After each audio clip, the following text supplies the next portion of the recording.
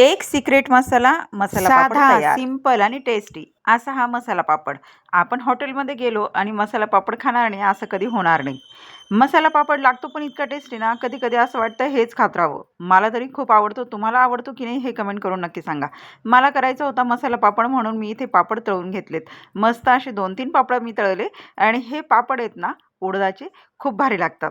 ज्यावेळेस आपण मसाला पापड करतो, तुम्ही याचे मूग डाळीचे असतील किंवा वेगळे काहीतरी पापड असतील ना, तुम्ही त्याचा सुद्धा मसाला पापड करू शकता. पण हा उडदाच्या डाळीचा खूप छान लागतो.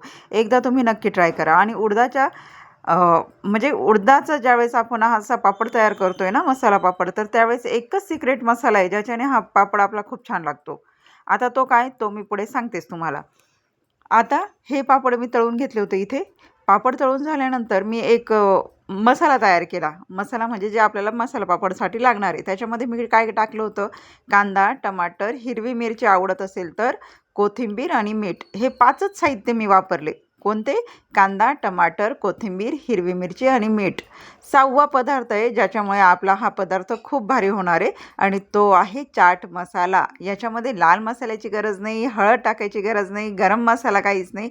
काहीही न वापरता हा फक्त एकच मसाल्यामुळे छान लागतो आणि तो आहे चाट मसाला.